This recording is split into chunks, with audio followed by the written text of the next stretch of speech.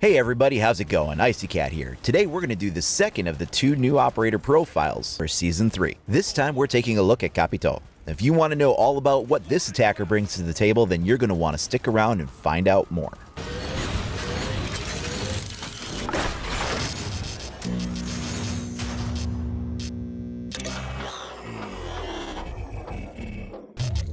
CAPITAO is the newest attacker and member of the Bope CTU. Just a quick note on pronunciation, I mentioned this in the Caveira video that I did yesterday, but when we're pronouncing the names of Bope or CAPITAO or Caveira, I'm trying my best to say them. These are said in Brazilian Portuguese. I am from the Midwest of the United States. I do not speak Brazilian Portuguese, so I may not nail it 100%. Trying my best, but if it's not perfect, sorry. Now let's take a closer look at CAPITAO. He is an attacker as mentioned before, and his primary weapon is going to be the Para 308. This is basically the FN FAL with select fire chambered in .308 caliber. The Para just designates that it's a shorter barrel and stock. It does a respectable 52 damage, 650 rate of fire, and for ammo it has 30 rounds in the magazine plus an additional one in the chamber. His alternate weapon will be the Fabrique Nationale M249 light machine gun.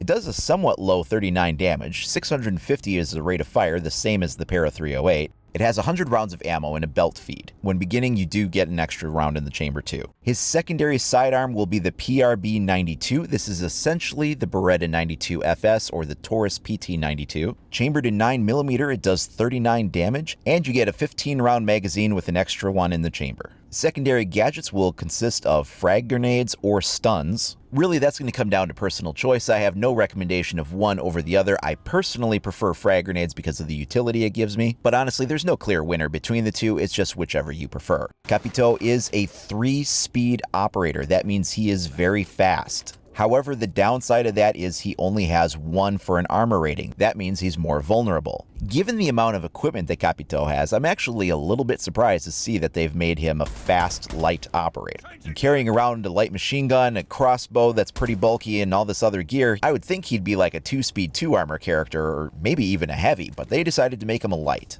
Speaking of that big bulky crossbow, that's CAPITAO's special ability, and he's able to select between 2 different types of rounds when he uses it. The first type will be what they call asphyxiating burning bolts. This is a fancy way of saying incendiary bolts. They burn stuff. The other ammo type is a kind of micro smoke bolt. Very similar to smoke grenades, just a little bit different. He gets 2 of each type. That's a total of 4 bolts, 2 smoke, 2 incendiary. You can switch these bolts out on the fly as you need to. Once the crossbow is pulled out, you just hit the button that would normally engage your fire select type. So if you were using an automatic and you'd switch between full and semi, this would be the same way that you would switch up which bolt you're using once it's out. The incendiary bolts do 20 points of damage every third of a second. So for a full second of exposure, you'll do 60 points of damage. You can, of course, get up and sprint out of it quickly if you find yourself in the middle of it, and you can even sprint across a flaming pool if you need to. If you go from one end to the other, you'll do a little bit less damage. You'll only take 40 points of damage to one from one end to the other. You can actually run across the same pool twice and not be taken out. It fills an approximate area the width of most hallways or doorways, including stairwells, so it's really great for creating choke points.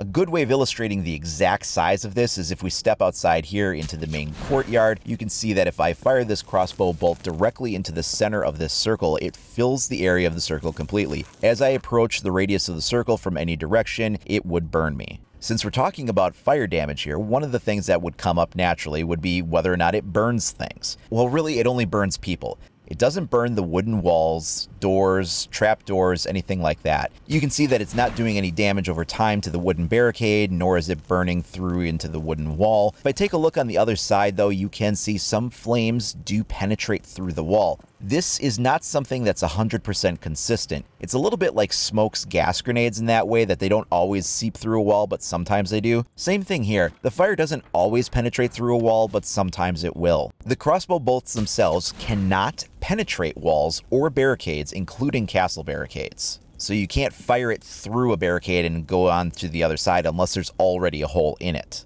Here's an example I've got on the other side of a castle barricaded door. I can walk right up to this door. The flames are on the other side. They're not hurting me at all. But one interesting thing to note is when I go prone and I'm pressed right up against it while prone, I do take a little bit of incendiary damage. Now that didn't happen while I was standing and pushing up against the door, so there's just a little bit of push through on some of these things that can be inconsistent. But by and large, you're on the other side of a barricade, you're going to be safe. Now I was mentioning how you could fire it through a barricade if there was already a hole in it. You don't need much of a hole size. Believe it or not, this hole is small enough to fire a crossbow bolt through clear to the other side of the next room. You have to be very careful about not hitting any of the edges of that wall though. If you do, it'll go off in front of your face. But lining up the shot properly will allow you to be able to fire through very small areas like this. The fire itself doesn't seem to destroy any gadgets, not any of the friendly ones, not any of the enemy ones. I mean, we can take a look at a few different examples. Here I'll put up a breaching charge on a wall, and not only does it not destroy the breaching charge, but I am still able to detonate it even though the area around it is on fire. It doesn't bother it at all. In this example, we're putting a cluster charge up on a wall, and we're going to ignite that section. Now, normally you might expect to see something like this get destroyed. When Thatcher uses an EMP grenade, it'll take it out, but this doesn't damage it in the slightest. In fact, we're still able to set off the cluster charge as we would expect to. This doesn't hurt drones at all. You can send your normal drones through it. One interesting tactic you can do is block off their avenue of escape, and then you can roll your Twitch drone right through that flaming pool, and you can harass them while they're in there. If they move out from cover to avoid the Twitch drone, they could back into the flaming pool or expose themselves to fire from the operators now that they're not under cover anymore. But remember, the same is true for enemy gadgets. You can't take out enemy gadgets with this either.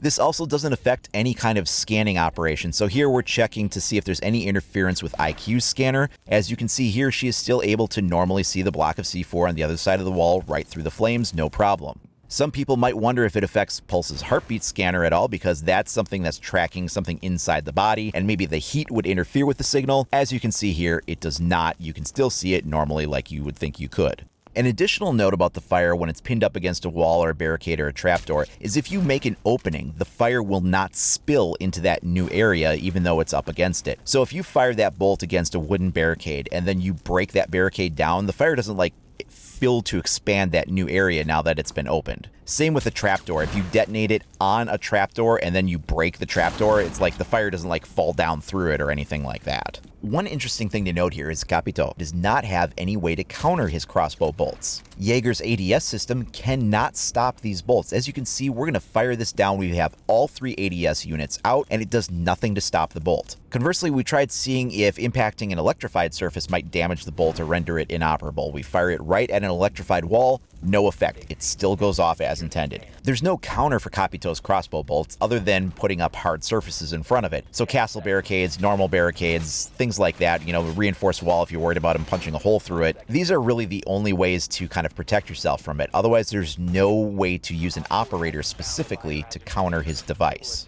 I've also been asked if there's any type of interaction with smoke grenades. Some types of gas can be burned off by fire. Other kinds of gas can actually smother a fire. So it's a pretty understandable thing to wonder if there's any interaction here. Unfortunately, there is none. Neither one affects the other in either way. Also, since they're technically labeled asphyxiating bolts that burn, some people have wondered whether or not Smoke's gas mask confers any kind of an immunity to this. That gives him the ability to breathe while in his own gas and not be affected by it, so does it do anything with the asphyxiation factor of the bolt? No, it doesn't. He still takes normal damage. One other thing you can do as a defender to protect yourself from these bolts incoming is to put up a deployable shield. If you're on the other side of one of these and it impacts the front, it will not come through to the other side. You are safe behind it. However, if the bolt detonates on your side of the shield, then it's not going to matter at all. Speaking of shields, friendly shield operators have no protection against this. We tested this out. Even with the shield fully extended to cover his body, he's still taking friendly fire damage, as you can see on the side here. There's no additional protection offered by any of the shield operators. Now let's take a look at the other ammo type, the smoke bolt. These are a little bit different than the normal smoke grenades. They're blue in color, so you can differentiate them when they're being used out in the battlefield, and they have a slightly smaller area of effect and a little bit different of a dispersal pattern. Each smoke bolt detonates lasting for 10 seconds. One of these will fill a good size area of like a landing on a stairwell. It'll definitely fill a hallway, doorways, no problem. Even a double wide doorway it'll fill up. It will mostly obscure a small room, and a medium room can be fairly well filled with 2 bolts if they're spaced out well enough. We do, of course, still have the problem with how the game handles smoke in that it's all rendered client side. So whether you're using regular smoke grenades or CAPITAO's crossbow smoke, you're still going to have the problem of what you're seeing isn't necessarily the same thing that the opponent is seeing when their client renders it on their side. You may think you're in obscurement, and they might actually see you as being on the edge of it and have a good line of sight on you. I think a lot of people do wish that smoke was rendered server side so we all saw the same thing, so there is always going to be a little bit of inconsistency there on what we're each seeing. You can also take damage when being hit by a crossbow bolt. Impact does 5 points of damage. It doesn't matter which type. If you get hit by the incendiary round, you'll take 5 points of damage before taking your first 20 points of damage. And if you get hit by the smoke bolt, you'll just take the flat 5 points of damage. So be careful not to hit friendly teammates when you're trying to put out a smoke bolt.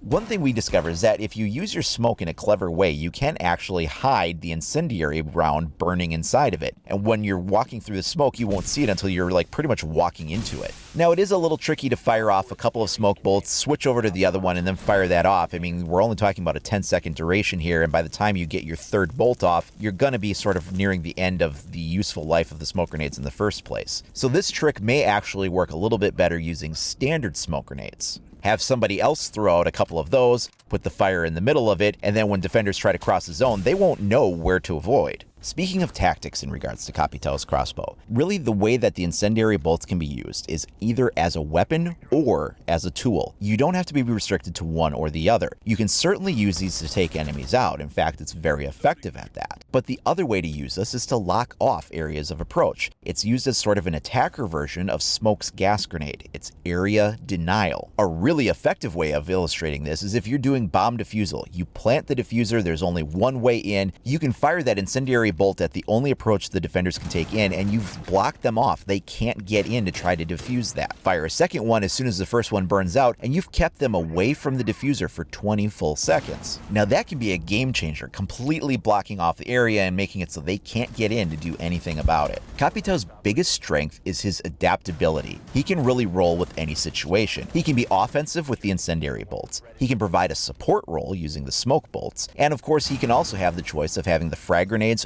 or the stun grenades, and those of course can be used for respective offense or support as well. This gives him a lot of flexibility, and when we're talking about the way that operators are set up, their weapons are predefined and their loadouts are predefined, so you can't always take the right tool for the right job. CAPITAO helps deal with a little bit of that by making it so that he can bring a variety of tools to the job, a role that most other operators can't fill. And his fast speed means that he can get into position to provide that support or that offense whenever he needs to. His only real limitation is that he doesn't have the ability to breach. Without a breaching charge, he can be kind of stuck depending on others to get him through certain areas. One tactic I do frequently use though is that his frag grenades are great for popping trapdoors. Now these aren't going to help you put a man-sized hole in the wall that you can then walk through. You're going to need somebody with a breaching device to be able to get you through that way. But if you find yourself on your own and you need to get through a trapdoor, you at least have an option. One other thing I want to spend a second talking about is how effective his M249 is at shredding unreinforced walls. Take a look at these examples here. I'm going to light up this wall and just fire through it somewhat indiscriminately and just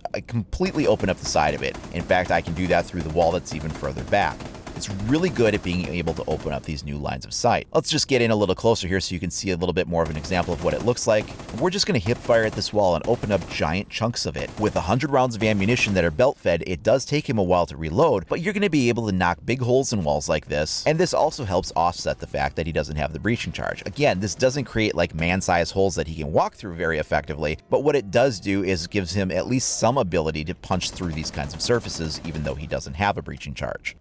Out of the two new characters in the game, I think that CAPITAO is really the more generally useful of the two. Caveira really depends a lot on a certain type of play style. Now, if you play that way, then she'll be a great fit for you. But if you don't, you have to adapt your play style to fit the character. Whereas CAPITAO really allows you to be able to explore all kinds of options, have a lot of flexibility, and is just very solid overall. He's got great guns, a useful gadget, he's a fast mover, and overall it's really hard to kind of go wrong with him. You just need to make sure that you use your incendiary bolts wisely. What you want to do is make sure that you're taking the time to figure out if this is the right situation to use that or not. His tool is useful for digging somebody out of an entrenched position if you have a line of sight on it. Because it's area of effect, you don't even have to necessarily see the operator you're trying to dig out. You just need to be able to hit the wall beside them or the floor next to them or something like that to be able to have it do its job. The other aspect being the area denial quality, where you can block off routes that the defenders can't push back through to come at you, is certainly useful if you're in a pinch. The smoke is definitely more situationally useful, but you can safely get across areas of incoming fire if you make it so that they can't see their target when you run past.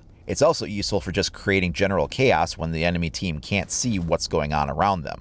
When you make it so that they have to step out into your line of fire in order to be able to see you and engage you, now you've created a situation that turns to your advantage. One thing you do need to be aware of though, if you're playing CAPITAO and it's a hostage round, be careful. If you're taking those frag grenades or you're shooting around those incendiary bolts and you're not careful of what you do, you will cost your team the win. Be careful. Well, that's going to conclude our operator profile for CAPITAO. Later in the week, I'll also be doing a map walkthrough for Favela. Also coming up soon, we'll try to take a look at some of the new skins that have been included with the new content update, as well as a detailed breakdown on the new angled foregrip. Now, if you want to stay up to date on all that information, please like and subscribe.